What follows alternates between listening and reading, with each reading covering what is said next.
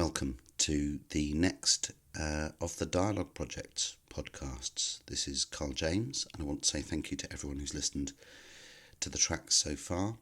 This next track is an edit of a conversation that I had with a guy called Chris. Chris is married to Jackie, and they met at primary school. They are childhood sweethearts, and after years of living and working and being happy together, they got married. And then they decided to have children, but they found it very difficult to have children. So after several bouts of IVF, Tagen arrived in the world, a healthy, bouncing girl. And she is still a healthy, bouncing, happy, healthy girl. But it might not have been so, because at the age of 5, Chris and Jackie and Tagen were driving to see their grandparents, and Chris noticed above Tagen's eye a lump. And that lump turned out to be a symptom of leukemia. And so this is an edit of the conversation I had with Chris a year into that bit of their journey. And it's an inspiring story, actually. It's about the intimacy between a father and a daughter. It's about the struggles that they both went through in that year.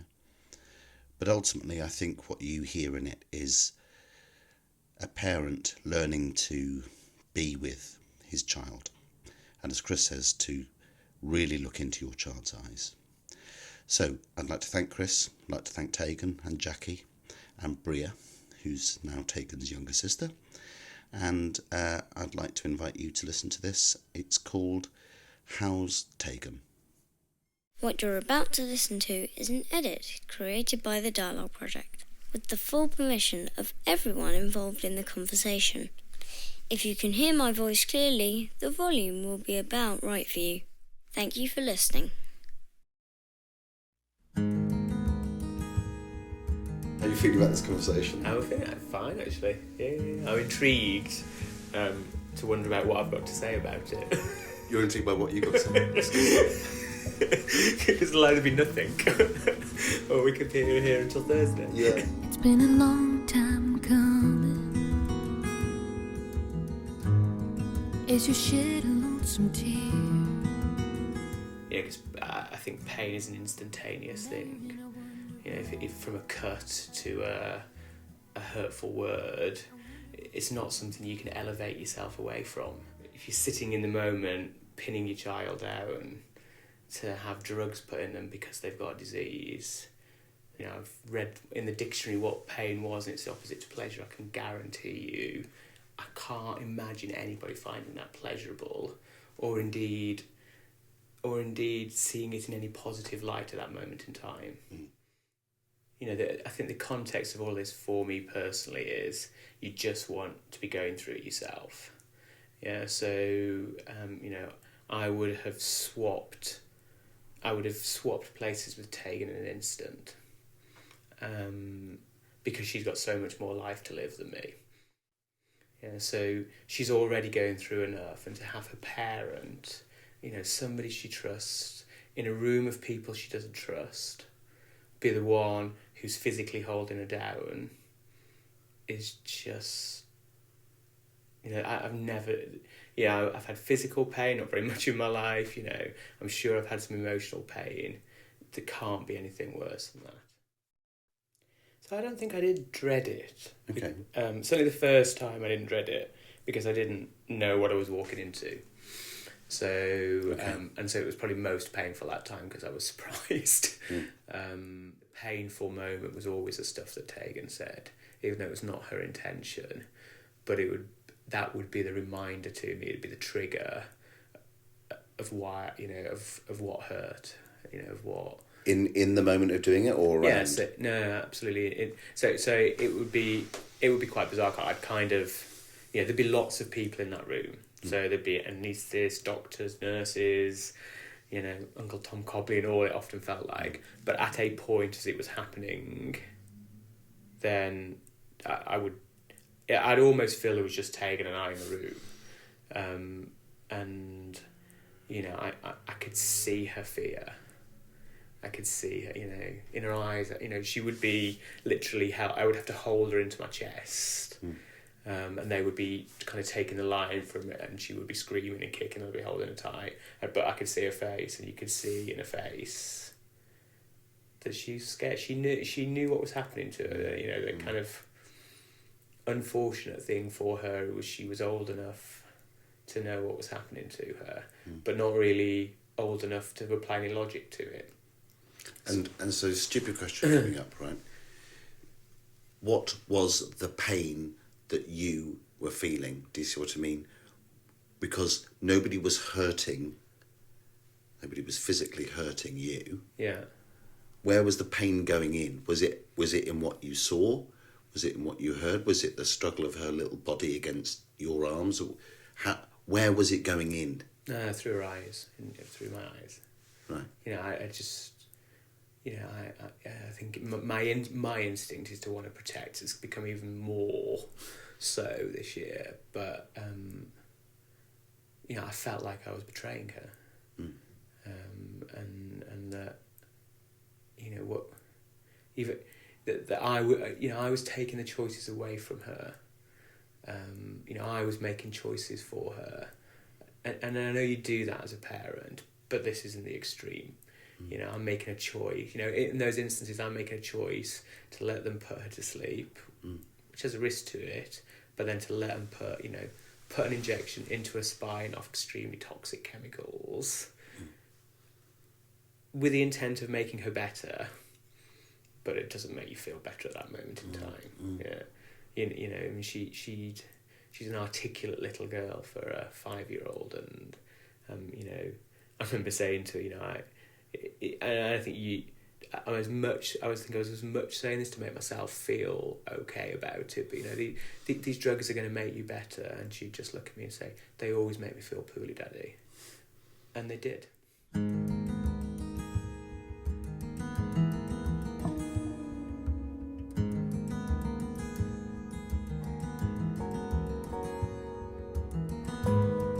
So I'll always be able to tell what Tagen's thinking through her eyes. I think always. And more than you would have been able to. Yeah. Because I've seen such an extreme emotion so close up. I mean, you know, when I actually think about, you know, I don't think, you know, you hold your children close a lot, but you really look at them. You know, I'm not sure parents, well, I didn't. I'm not sure I really was looking. Did she see something in your eyes? I'm sure she did. I'm not sure whether she'll have understood it. You know, certainly for me, in my mind, you know, people have a life. There's normally an end to it. I've probably in my logic built up a view of, and through my experience of, you know, when it's okay for that end to happen. You know, and 5 is not it. I think you kind of, you wonder what you've done wrong.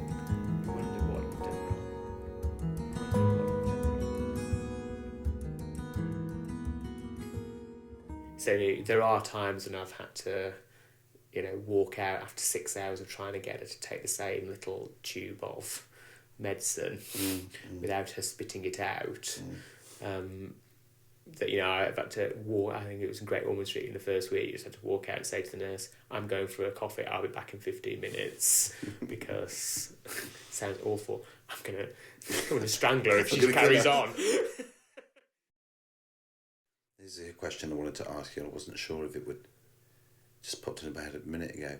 Is there any sense, and this is a difficult question to ask you, but is there any sense that you feel a failure as a parent by having an unhealthy child? Yeah, of course.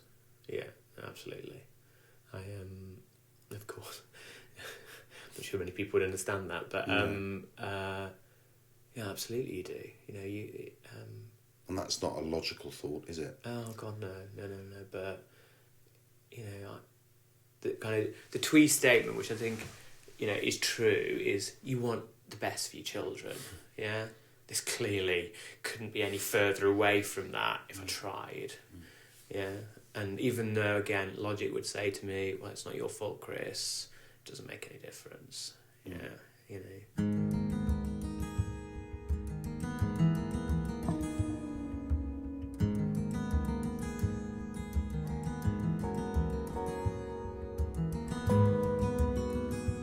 trite question, but I'll ask it anyway.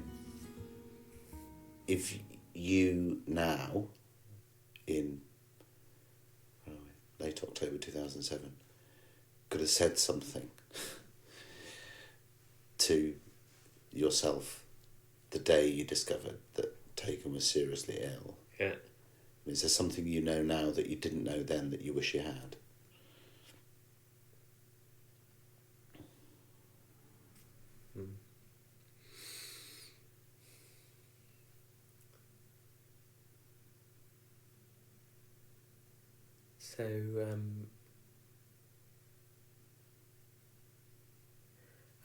So I think that probably the thing that I would have said to myself, you're not going to have to cope with this on your own. I think my initial reaction was, oh my God, selfishly, how am I going to cope with this?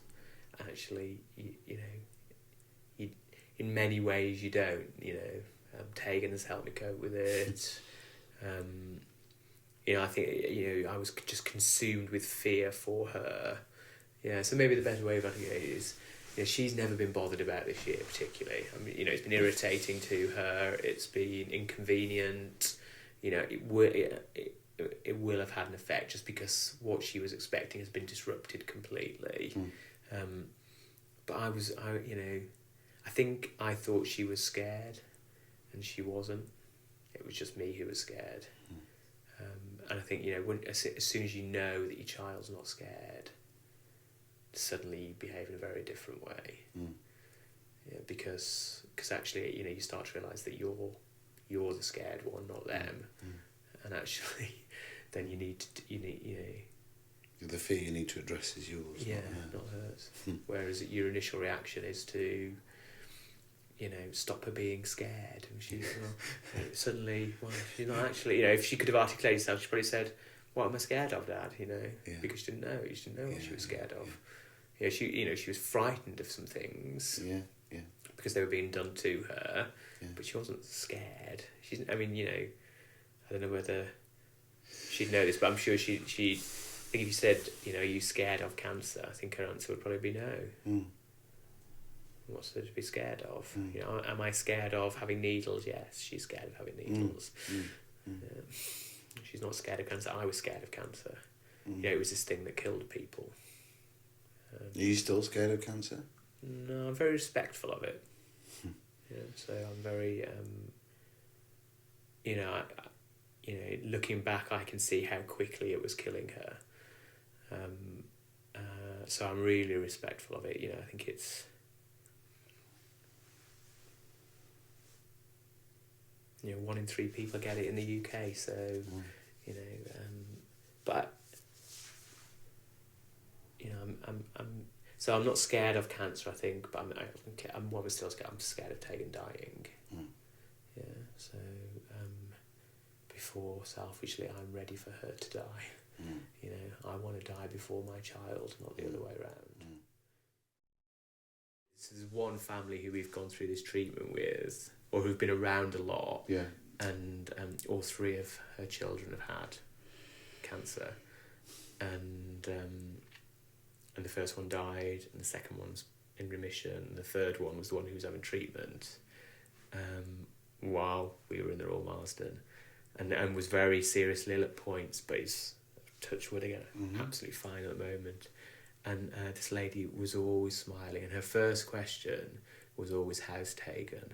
And when you meet people like that, I think you learn to cope better, quicker. And I know that now, whenever there's, whereas I was the kind of, sort of very supportive, but probably not terribly emotional father in terms of successes. When Tagen gets married, I'll be a gibbering wreck. I can see it, whereas I'd have probably not been before. So suddenly, all of these things suddenly become, I think they always should have been like gifts and things that you cherish, but now they will be. And maybe one of the things, the positive things that we've got out of this is, suddenly, you realise that these things are really important. When Tagen has her school play, each time they do it, they only do it once. So You know, whereas before I would have missed stuff, I'll never miss stuff again. And I remember another friend saying to me something before this happened, but it's been a resonant thing through the year for me, about how they might sometimes physically be there for bath time, but were never emotionally there for bath time. And I think that was true of me as a parent. I'd do the whole thing of I'm trying to get home for bath time, but even though I was still there, my mind was still doing 22 other things. Sure. Yeah. I think I've really learned that's silly. You know, it's a waste. You can miss such a lot. Even though you're there. Yeah, even though you're there. So I'm sure there's solutions to all of the physical injuries you could kind of do to me, or I'd die, and I'd not know a lot about it at that point. But somebody's taken the innocence away from my child at the age of 5. She can't ever get that back, and that hurts, and it's always going to hurt. It's been a long time. Let me touch you for a while.